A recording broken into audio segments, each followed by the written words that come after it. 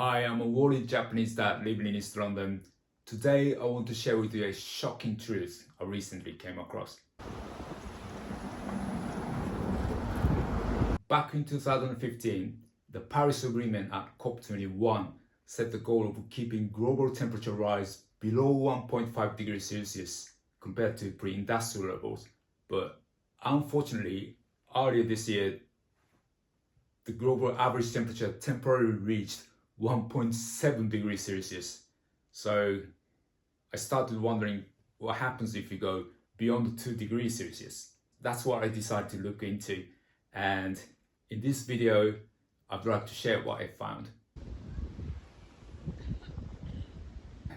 So about this 2 degrees Celsius thing, what many people might not realize is that a 2 degrees Celsius rise refers to the global average temperature. That's just an average across the whole planet. In reality, some places have already seen increases of over 5 degrees Celsius. Over 5 degrees Celsius.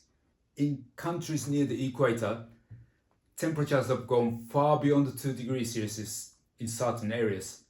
And in conditions like that, crops simply can't grow.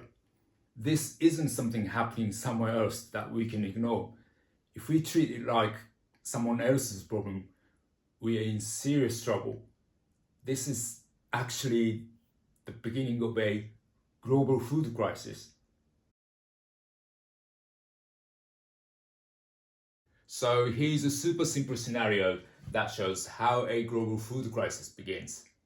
Let me break it down step by step. Right, step 1. In countries near the equator, intense heat waves and a drought will make it nearly impossible to grow crops. In fact, it will be so hot that people won't even be able to work in the fields. The heat stroke will make farming physically impossible. Step 2. As harvests fail, food runs out. Even countries that rely on imports will be hit hard because global supply shrinks and prices skyrocket. This isn't someone else's problem. If your country depends on imports, then this is your crisis too. And step 3, as the crisis worsens, people will move in search of food, water and safety. Climate refugees will cross border and instability will spread. And this will happen on a massive scale. Step 4. Shipping routes like the Suez Canal and the Malacca Strait could be disrupted, slowing food transport and driving prices even higher. Piracy could rise in these vulnerable areas too. And finally, step 5. Even rich countries won't be safe because supply chains will break down, supermarkets will empty, and as a result, violence could rise. Looting, burglary, even war may become part of daily life. So if we ignore climate change now, we're not avoiding disaster, we're just waiting for it to happen.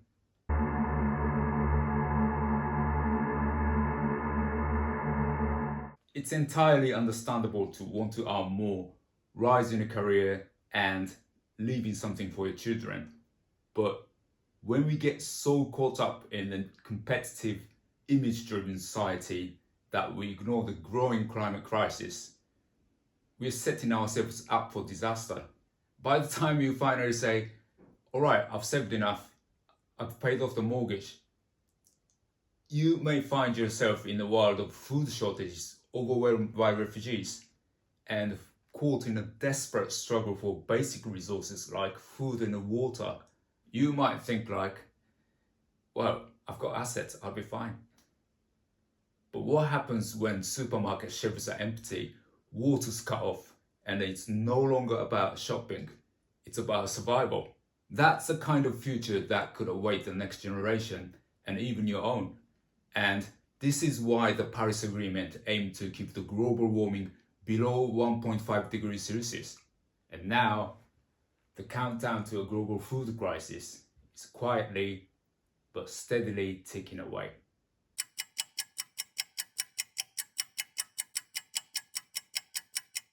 As I mentioned earlier, in equatorial countries such as Africa, the Middle East, and Southeast Asia, the impact of climate change on agriculture are already severe.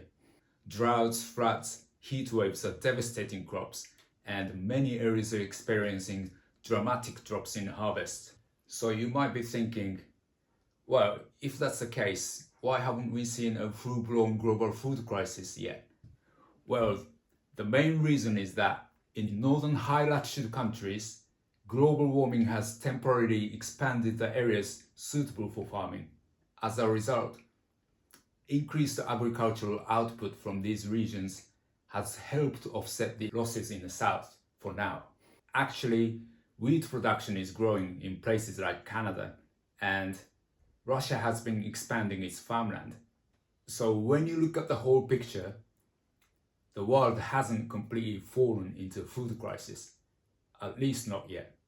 It's kind of like how even if income inequality is growing within a country, the overall GDP doesn't drop because the super rich keep earning more. Same idea, just on a global food level. But this benefit from northern countries will not last forever.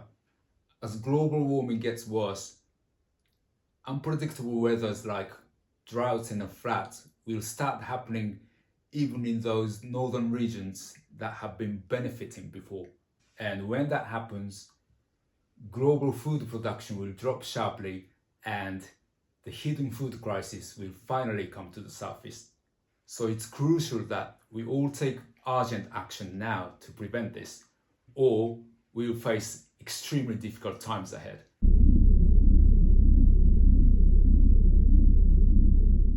Now, all of this shows just how much danger we are already in. But the question is, what can we do about it? Well, personally, I believe the first and most important step is to face the reality of climate change, no matter where you live, and make it a top priority in your everyday life. Even just spending a bit less time each day watching YouTube for fun and using that 10 minutes to learn about climate change can make a real difference. I understand that the cost of living crisis is forcing many of us into long, exhausting work hours. It's hard to find the time and energy for anything else. But even so, please keep climate change at the top of your daily priorities, because the more you learn, the more your perspective and your understanding of how urgent the crisis is and how much action is needed will begin to change. If you're looking for good books to start with, I would say go for